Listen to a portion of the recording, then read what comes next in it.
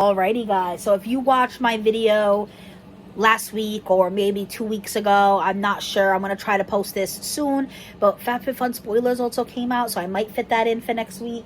But I did a craft fair haul. If I remember, I will link it down below. And I did show these three, but I didn't unwrap them. I said it was going to be in a different video because that video was already hitting 20 minutes. And I really want to like go into these a little bit more and take my time. So I went to a vendor fair. I love those. And usually there is always a blind date with the book tent. And it is honestly something I have considered doing myself because I love to read so much. And I think I would love like wrapping these, adding little goodies to them. I love the advent calendar series that me and Charmaine do once a month. If you've never watched them, we post every first Sunday of the month. Me and Charmaine literally wrapped 24 of our own books just like this with little treats, and we unwrap them and it's like a mystery. We don't know what book we're getting, and that's supposed to be like the book we read for that month. So same concept, it's just using books we already own. Anyway, so I decided to support this small business. With its soft cover, she only charges like $10, which is such a good price because you do get little goodies with it. And then I think if it's hardcover, it's $12. And then she does have like a whole series sometimes, or like a little bundle, and obviously those would be more, but very well priced. So let's get right into these and see what we got. So I got three because I could not pick. Originally I was like, oh, I'll just get like one or two, but one of them is historical romance, which usually isn't my thing, but this sounded really good. It said it's based in Asia, and it's from 2011. I will read the synopsis in 1 second. The other one says it's a romance, and it's Amish Christian based. I don't usually do a lot of like Christian things, but the Amish twist to it sounded really good. I will read that to you guys in 1 second. And then we have contemporary, which is more my style, mental health. The Amish one is 2020, so it's not that old. And the mental health one is 2017. So the oldest one is actually the historical one, which, like I said, isn't usually my style, but let's see. So this one says, in a land with limited rights for wives and mothers, she seeks happiness amidst elusive love. She must navigate the intrigue and dangers of living with her conniving in-laws, all the while longing for the true love of the past. She faces a shot of happiness, but she also must make an ultimate decision. So we get some lemon ginger tea to go with it from Twinings. We get this beautiful bookmark. And let's just see what is in here. That's usually what it is. Yeah, it's usually a tea and a bookmark. So this is the one. It says it must be based in Asia because that's not in the description.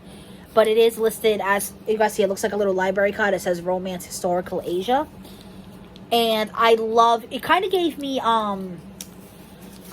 what's the word I'm looking for? Like, Handmaid's Tale vibes. Like, you know, limited rights for wives, for women. So I really wanted to get this one and see what it was all about. I'll have to see if any of these books I actually know. Hopefully it's not books I own. But none of them, like, sounded familiar to me. And I like it. When you get a blind date with a book, you get to read something different, something you wouldn't normally have read. Because normally I wouldn't do historical. It's not my go-to genre. But like I said, this sounded really, really good when I read the little description. So it said, ooh, this burns my heart. So it says, on the eve of her wedding, beautiful and strong-willed, I'm hoping I'm pronouncing these names right, Suja Chow receives a passionate proposal from a young medical student, but caught up in her desire to pursue a career in Seoul, she turns him away, having impetuously chosen another man who she believes will let her fulfill her dreams. Instead, she finds herself tightly bound by tradition and trapped in a suffocating marriage, her ambition reduced to carving out a successful future for her only daughter. Through it all, she longs for a man she truly loves, whose path she seems destined to cross again and again. In This Burns My Heart, Samuel Park has crafted a transcendent love story that vibrantly captures 1960s South Korea and brings to life an unforgettable heroine. I will definitely read this. And I don't usually like older things, but 1960s isn't that old. I loved J.C. Jones and the Six, and I think that was based in the 70s. So I think I would like this. The cover is gorgeous. Definitely not one I own. I'm really excited to get into it. I like the floral edges. That's different. Really, really like that. All right. So that was the oldest one because it was, what, 2011? Yeah, 2011. That was the Romance Historical Asia. So now this one, this bookmark's falling off, so I'll just show it to you guys. They are just a very simple paper, but they are thicker. They're not like super thin, with like really pretty natural images. That one has like flowers and a castle. This one's kind of like a fall theme. And I have lemon ginger again. Oh, I just realized they're all lemon ginger, but I like lemon ginger, so that works. This one is the Contemporary Mental Health, 2017. So we're going from oldest to newest. And it says she struggles with appropriate social skills and tends to say exactly what she's thinking. The three become the kind of friends who rescue each other from the lives of isolation they have been each living. It is his big heart that will ultimately help her find the way to repair her own profoundly damaged one. And I think that's what spoke to me, the whole like struggles with appropriate social skills. It says exactly what she was thinking.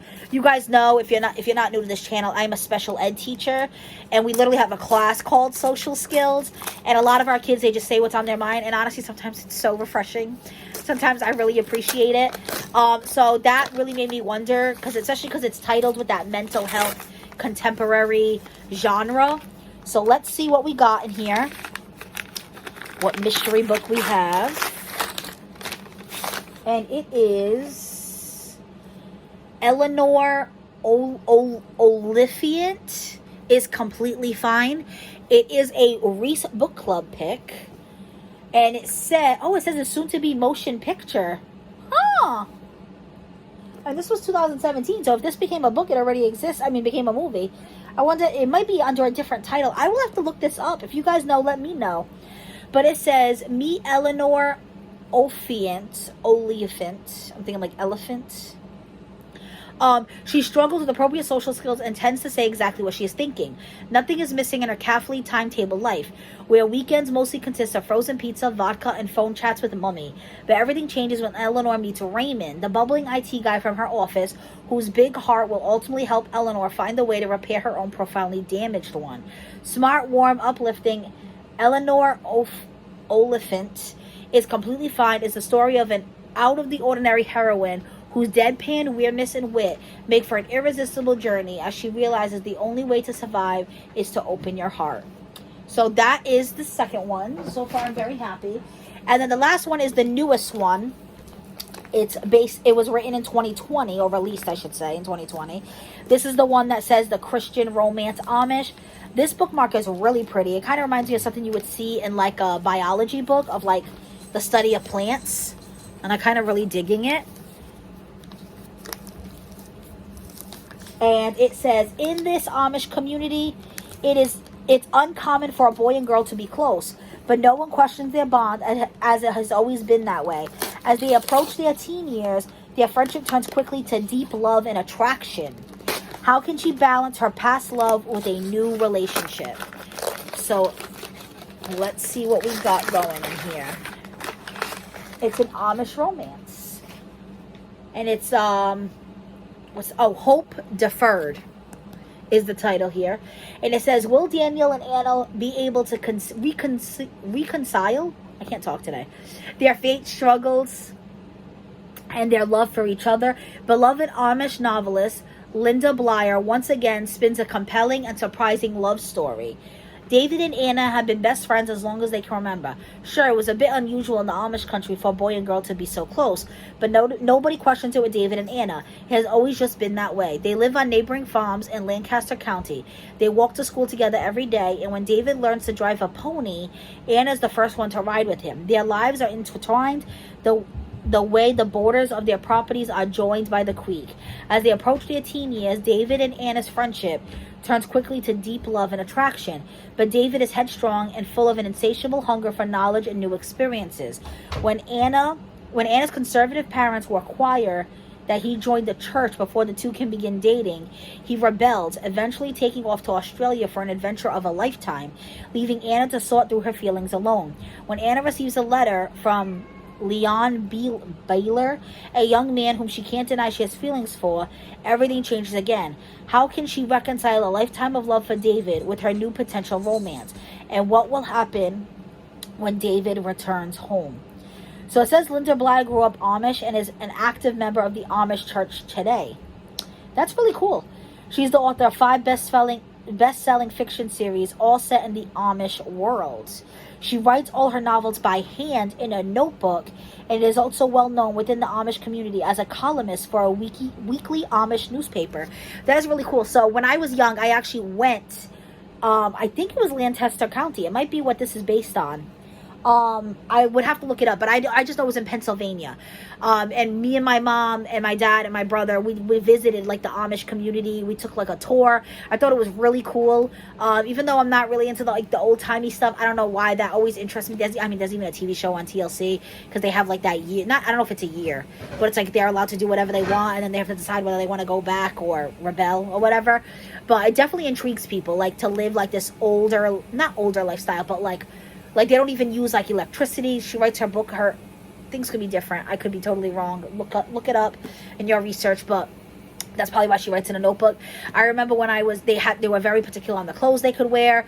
I think it was if you were married, you had a beard. If you were single, you had no beard. That's how they symbolize if they were like coupled up or not. Very interesting lifestyle. So when I saw this was like an Amish community, I was kind of really interested in reading it. So that is the 3 books I got. It was Hope Deferred, Eleanor Oliphant is Completely Fine, and This Burns My Heart. If any of you had read these 3 books, please let me know what you thought of them. Obviously, no spoilers. I'm really excited to add them to my bookshelves. And I mean, for $10, you can't go wrong. You know, the only thing that sucks is sometimes you might get a book you already have if you're someone like me. But I try to read the synopsis and like really think, do I own this book? Does it sound familiar?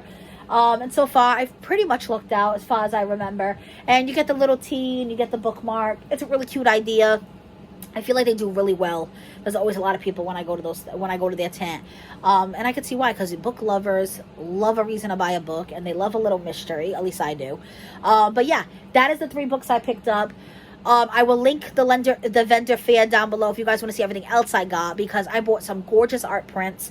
I bought some beautiful dried flower arrangements. I bought another mystery bag from another author. It wasn't books though. It was like other mystery items. I got some stickers. I got books like that I knew what I was buying. It wasn't like a blind date with the book. I love going to little craft fairs. I love supporting my small businesses. It is something that really brings me a lot of joy. I worked for a small business for 8 years. I tell you guys that all the time. I worked for a little family-owned grocery store. I know the hustle it takes. I know how hard they work. You guys know I'm friends with a lot of small businesses, and that's just because I was their customer, and they saw my name over and over again. They reach out. We start talking on Instagram, but I truly talk to Brittany from Gigi and Bo all the time. I talk to Michelle from Novel Stitches all the time. I talk to Jessica from Book Barn Galore all the time. Bookmark by Olina is another bookmark business I love. Her name is Annette. It is Annette. I think it's Annette Olina. But yeah, I talk to her all the time. Even like Lady Lair Boutique, I just ordered books from her, and I honestly, her name's not coming off the top of my head because I just formed a friendship with her, but we talk on Instagram all the time. They really appreciate these little videos I make. I only have 1,000 subscribers. It doesn't make a huge difference, but it does make a difference. Literally, like, I was shocked when I was an influencer for Gigi and Bo. I was like, watch, no one's gonna use my code. I'm gonna feel like an idiot.